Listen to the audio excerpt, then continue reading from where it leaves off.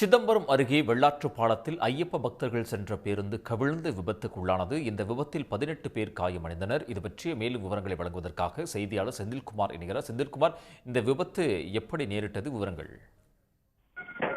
அதாவது திருவண்ணாமலை மாவட்டம் சேத்பட் அருகே உள்ள கண்ணனூர் கிராமத்திலிருந்து ஐயப்ப பக்தர்கள் சபரிமலைக்கு செல்வதற்காக பேருந்து ஒன்றில் புறப்பட்டுள்ளனர். இந்த பேருந்தை ராஜேஷ் என்ற ஓட்டுநர் ஓட்டி வந்துள்ளார். இந்த பேருந்து சற்று முன் சிதம்பரம் அருகே உள்ள பூமுற்றூர் என்ற கிராமத்தின் அருகே வந்தது.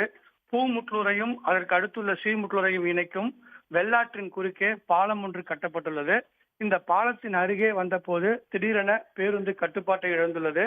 பின்னர் சாலையோரத்தில் இருந்த அந்த தடுப்பு கம்பிகளை மோதி பேருந்து தடுப்பு சாலையின் பாலத்தின் பக்கவாட்டு தடுப்பு கட்டைக்குள் மோதி நின்றது. இதில் பேருந்தின் முன்பக்க அச்சு உடனடியாக உடைந்து விழுந்துள்ளது. பேருந்து அந்த கட்டைக்குள் நின்று அந்தரத்தில் தொங்கியபடி நின்றுள்ளது. இதனால் பேருந்தில் பயணம் செய்த ஐயப்ப பக்தர்கள் அதிர்ச்சி அடைந்து கூக்குரலிட்டுள்ளனர். பின்னர் இந்த சம்பவம் குறித்து அக்கம் பக்கத்தில் இருந்தவர்கள் அங்கு வந்து பார்த்துள்ளனர். இது பற்றி தகவல் அறிந்த பரங்கிப்பேட்டை போலீசாரும் சிதம்பரம் தீயணைப்பு துறையினரும் சம்பவ இடத்திற்கு விரைந்து வந்தனர். பின்னர் அவர்கள் இடிபாடுகளில் சிக்கியிருந்த ஐயப்ப பக்தர்களை மீட்டனர். இதில் 18 பக்தர்கள் காயமடைந்திருக்கிறார்கள்.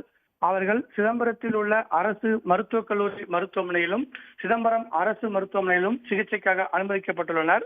மற்றவர்களுக்கு எந்தவித காயமும் இல்லை. இது பற்றி தகவல் அறிந்த தீயணைப்பு துறையினர் மற்றும் போலீசார் வந்து அந்த வாகனத்தை மீட்டனர். கிரேன் எந்திரத்தை கொண்டு வந்து அந்த வாகனத்தை சிக்கியிருந்த வாகனத்தை மீட்டு அப்புறப்படுத்தினர். இதனால் அந்த பகுதியில் போக்குவரத்து எதுவும் பாதிக்கப்படவில்லை. இந்த விபத்து சம்பவம் குறித்து தற்போது பரங்கிப்பேட்டை போலீசார் தீவிர விசாரணை நடத்தி வருகின்றனர். பேருந்து ஓட்டுநரின் கட்டுப்பாட்டை இழந்து விபத்துக்குள்ளானதா அல்லது வேறு ஏதும் காரணமா என்பதே விபத்தின் விசாரணையின் முடிவிலே தெரிய வரும். செந்தில்குமார், தகவல்களுக்கு நன்றி.